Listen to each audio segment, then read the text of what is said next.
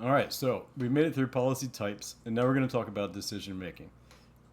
Again, we are still at that moment in the stages model of the policy process that um, suggests we're alternative selection. So decision making is all about how do we decide the best course of action, and once we think about the policy types, now we have to figure out what type of tools to use.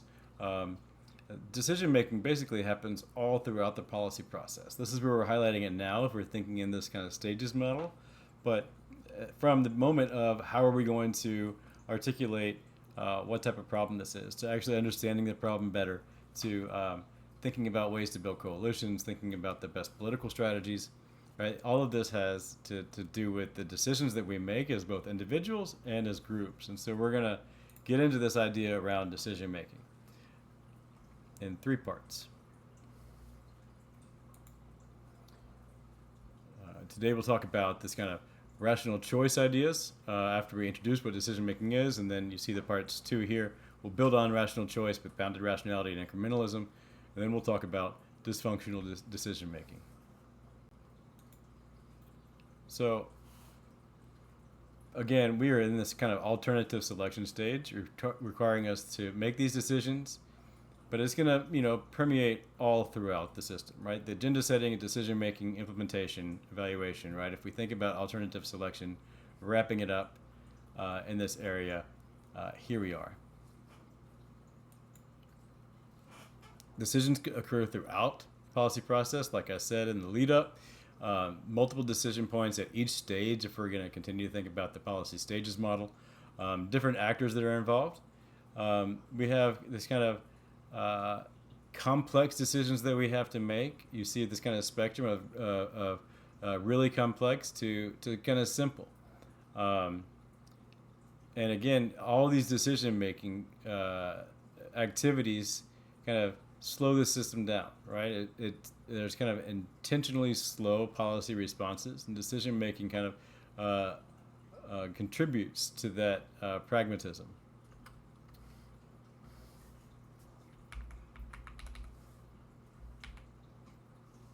So, three frameworks that we're going to think about here: rational choice, bounded rationality, and incrementalism.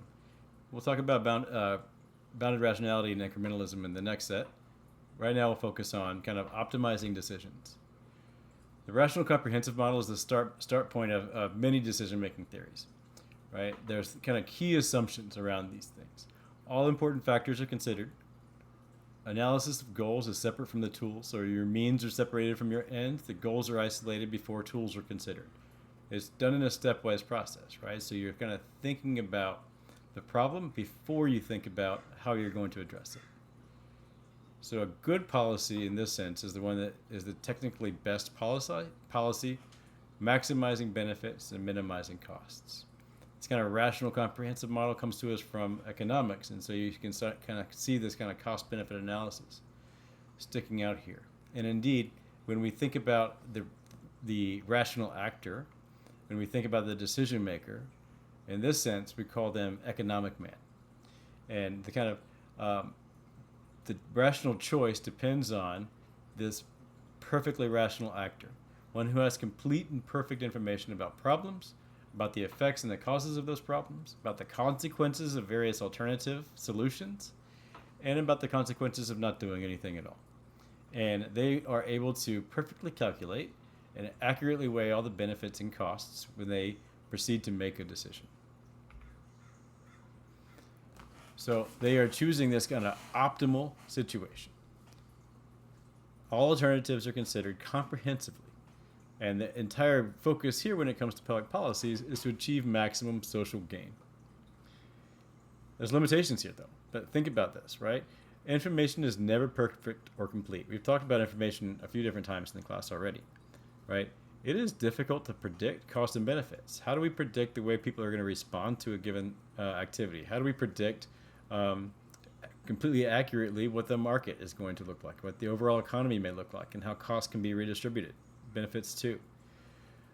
Decision makers face resource constraints, right? They don't have unlimited time when it comes to a policy decision to make to take a limited time to take to make the decision, right?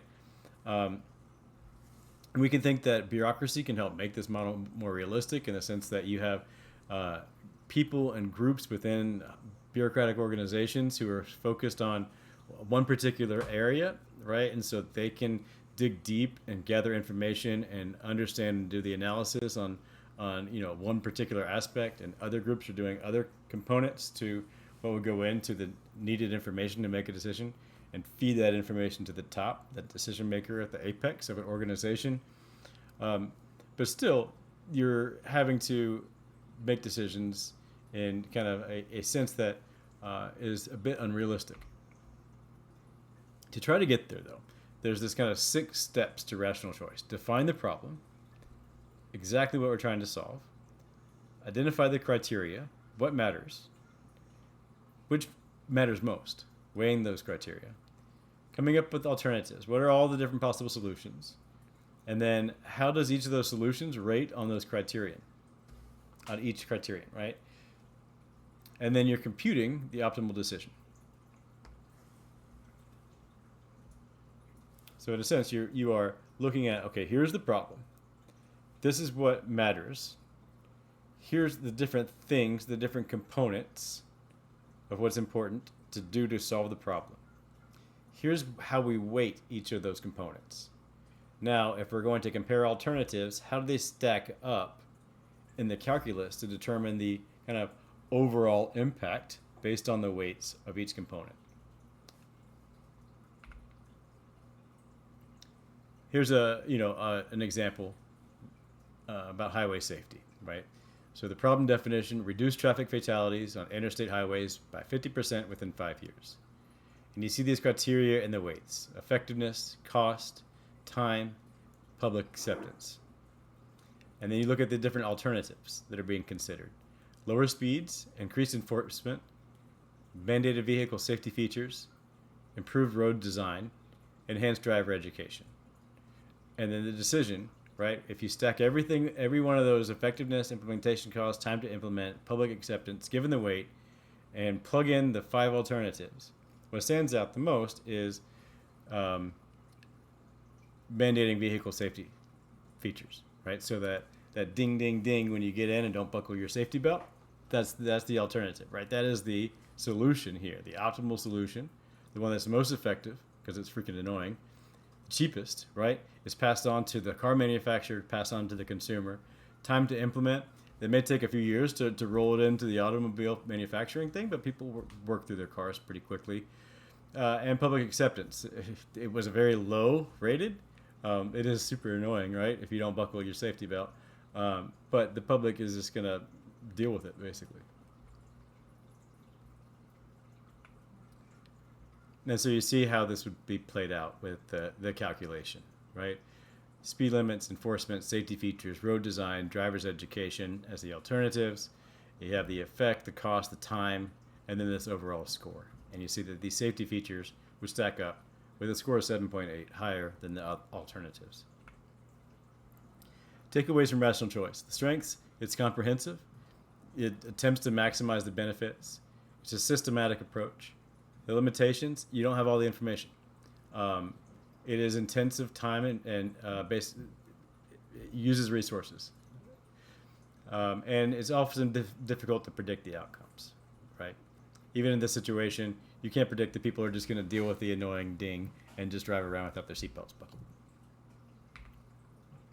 So we're done with the kind of rational introduction or rational choice in the intro. We're going to move next into bounded rationality and build on the model that we have here as we talk about both bounded rationality and then incrementalism. So I'll see you for the next.